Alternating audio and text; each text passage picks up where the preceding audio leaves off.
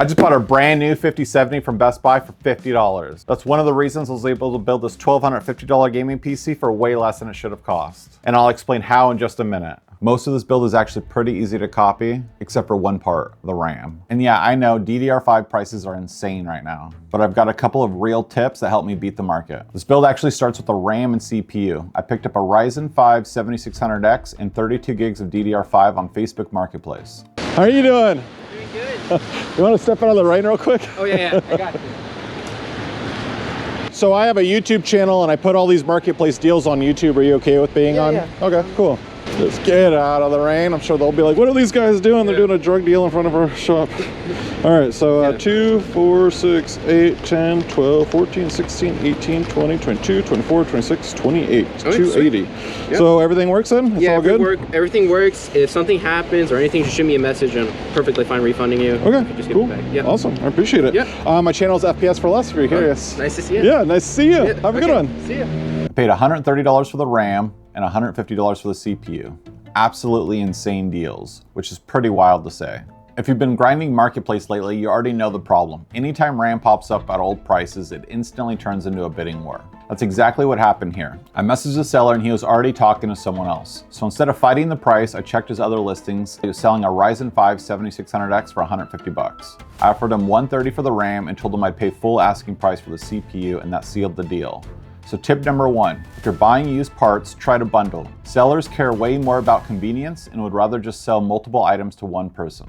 So we have the CPU and RAM, we're now up to $280. Right after getting those parts, Gamdias reached out and sent over their new micro-ATX case, the Athena M4M. We'll talk more about it once the build comes together, but it's an $80 micro-ATX case that we're gonna be building in. So we're now up to $360. Now that I knew I was doing a micro-ATX build, it was time to find the motherboard. I would normally recommend just going on Newegg, typing in B650 and searching by lowest. It's not surprising to find some decent motherboards between 75 and 100 bucks. However, this was right before Christmas and the motherboard was going to take a week to get. So I searched on Marketplace and I only found one person selling a board that fit my criteria, and they wanted 100 bucks. Now, normally I'd ask for a better deal, but if I lost this deal, then I'm stuck waiting until after Christmas or paying more for it. And honestly, it's still a good price for a B650 board with Wi-Fi. So you never used it or anything? No. All right, mind about it? Check it out real quick.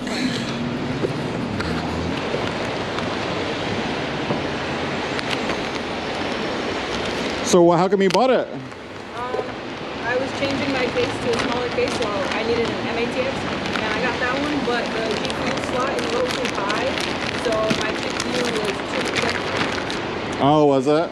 So I ended up getting a different M-ATX motherboard with a lower or a higher GPU slot. Okay. This will work. Perfect. Oh, the back plate's perfect. We're all good then. I appreciate it. Now that we have the motherboard, we're now up to $460.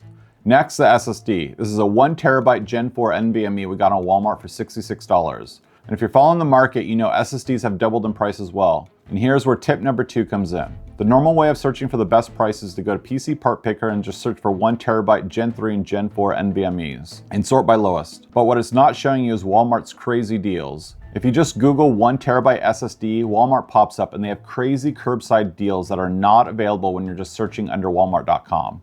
I actually just scored a really good deal on DDR5 because of the Walmart curbside method and got a 32 gig pack, while not being the best specs, but still decent for $230. So we're now up to $526. Next is the GPU. We got an RTX 5070 at Best Buy for the MSRP of $550. This is another one you can actually save money on. If you Google 5070, you can find them new at Walmart for $499. And Best Buy regularly sells open box and refurbished ones for $500. The problem is I needed it now, and that was the only one available before Christmas. However, this actually only cost me $50 out of pocket, and here's where tip number 3 comes in. CapitalOne shopping. This isn't even sponsored by them. I actually use this on my browser to get rewards or find the best deals on parts. For example, if you're on Amazon looking at an item and it finds it cheaper somewhere else, you'll get a little pop-up next to the item letting you know it's cheaper somewhere else. But the absolute best part is they give you cash back on purchases. So just having an account and buying things regularly, I accumulated enough cash back to get a $500 gift card for Best Buy. I didn't even know I had the money is a crazy thing. My wife just tells me to check it a few weeks ago, and reluctantly I logged into it and had like $760 sitting there, ready to be redeemed. So obviously we're counting the full cost to the build, but it was actually only the remaining $50 I paid for it. So we're now up to $1,076. I hopped on Amazon and ordered the remaining items I needed. I got a Thermalright Frozen Knot 360mm AIO for $55. I haven't used this one before, and it's the only reason why I didn't go with a different one. I picked up a decent power supply. The Sama GT750 Black with a native 12-volt high-power cable for the GPU for $75. So we're now up to $1,206.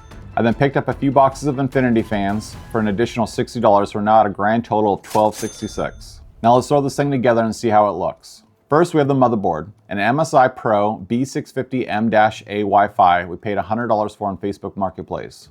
Next, the processor. We have the Ryzen 5 7600X we got for $150 on OfferUp. If you're looking for alternatives, you can go with anything from Ryzen 5 7500F, 7600, or even the 9600X, whatever's cheaper. Next, we have the RAM, 32 gigs of Crucial DDR5 Pro, 6000 mega transfers CL36 we got for $130 bundled with the processor. Now the SSD, we got the Western Digital Blue SN5000 1TB NVMe for $66 new at Walmart. This would be a good time to install your CPU cooler and mounting hardware before we drop it in the case. But the AIO we picked up uses the stock AMD mounting hardware. Now let's get this installed in the case. This is the Gamdias Athena M4M. It's an $80 micro ATX case with 3 pre-installed fans. 2 in the front have no RGB and the one in the back has RGB. It has an RGB strip in the front. It's a micro ATX case, but it can hold dual 360mm radiators, support GPUs up to 395mm long with a built-in sag bracket. It has a front-mounted PSU design with an included cable extension for the power, and it has an RGB fan hub. On paper, this actually sounds really nice for the price, but this is where I need to talk about what actually happened when I started building in it. The first issue I ran into was a front USB 3.0 cable. The internal metal frame blocks access to the motherboard's USB header, so the cable physically won't plug in. It's not tight, it's blocked. I had to stop the build entirely and order a right angle adapter just to move forward. Like the whole point of this build was to have it done before Christmas, and that just officially came to a halt. After getting the adapter, I was able to attach the USB cable into the header. I've actually never used one of these angled adapters. I love how clean it makes the front look. I might have to use these more often. Now the next step is the power supply. This is the Sama GT750 Black I got on Amazon for $75. It has a native 12-volt high power connector for the GPU. And here's where the next issue came up. This case uses a front mounted power supply and includes a power extension cable, which is a nice idea in theory. The problem is when the PSU is oriented correctly so the fan can intake air, the molded end of the extension cable doesn't fit through the cutout. The only way to make it work was to hard bend the cable, which I really don't like doing. Next is the AIO. This is the Thermalright Frozen Knot 360. Honestly, the only reason I went with this one is because of the infinity design on the pump head, and I haven't tried this one before. I also had to swap out all the fans on the radiator for the infinity fans, as I have plans on fully utilizing that RGB hub in the back. The only issue I have with the Thermalright AIOs is the tubes are really stiff, so when you orient it the correct way, the hoses stick out all weird. So I just rotated it upside down so the hoses look better. And exactly one of the things I was worried about was the hinged door to hide the cables. I laid it back down and it snapped right off. Next, I decided to cable manage everything I already installed, because I'm going to be putting in another 6 infinity fans and it's going to get really messy, so we can at least clean up what we already have. The goal is to fully utilize the RGB fan hub. This was another issue I ran into with the case. The RGB hub is kind of recessed in the case, and the way they orient the RGB headers, they don't want to sit in there properly. So I ended up unscrewing the hub and getting everything plugged in before I reinstalled it. Next is the GPU. We have an RTX 5070 we got for MSRP of $550. Like I mentioned before, I would have just picked one up at Walmart for $499, but I had a $500 Best Buy gift card from redeeming points at CapitalOne shopping, and you can't get Walmart gift cards through them. Now before I cable manage everything, let's fire this thing up and make sure everything works. Let's see if this thing turns on. Alright, it is on, lit up like a Christmas tree. I guess that's a good step in the right direction, huh? Alright, let's see if it boots up. Easy. Let's see if it reads all the RAM. Alright, let's go up. We're in. Alright. We have all 32 gigs and the processor is seen. Alright, we did it. Perfect. Oh. We gotta deal with the RGB garbage, but it looks good otherwise, doesn't it? Everything works great, but we still need Windows to actually game on this thing. And if you've looked at retail prices lately, that's another $140 to $200 right there. That's where today's sponsor, Keysfan, comes in. Keysfan is a reliable platform for genuine OEM software keys at a fraction of retail cost. We're talking Windows 11 Pro for around $14 instead of $200. These are fully functional licenses with instant email delivery and lifetime support. Here's how it works. Head to keysfan.com using my link in the description. Choose Windows 11 Pro, add it to cart, and use code FPS52 for 52% off. That brings Windows 11 down to about $14. They also have Office bundles if you need them. Use code FPS62 for 62% off Office products. All the links and codes are in the description below. Now that we have Windows installed, let's test out some games. First up, Arc Raiders.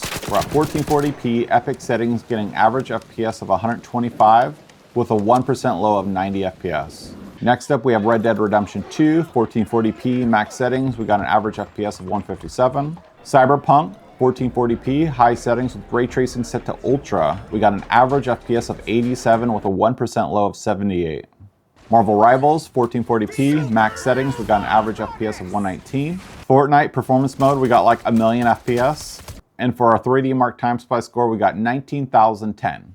Overall, absolutely solid performance for a decent price. So after building in it, here's my honest takeaway on the Gamdias Athena M4M. On paper, this case actually offers a lot. Good airflow potential, plenty of fan and radiator support, USB-C, and some interesting design choices like the front-mounted PSU and an included fan hub. But the actual build experience tells a very different story. Between the blocked USB header, the power extension cable fitment, the fragile cable management door, and having to remove the fan hub just to plug everything in properly, this case fought me almost every step of the way. I was able to make it work, and the system runs perfectly, but it took workarounds that most people wouldn't expect to deal with in a modern case. Personally, I wouldn't buy this case, nor would I recommend it, especially at $80. At that price, there are cases that are easier to build in, more forgiving with standard components, and just don't slow you down like this one did. If this was closer to a $60 case and you knew exactly what you're getting into, it could make sense. But for a normal builder, especially a first timer, this would be a frustrating experience. And that's just my honest experience building in it.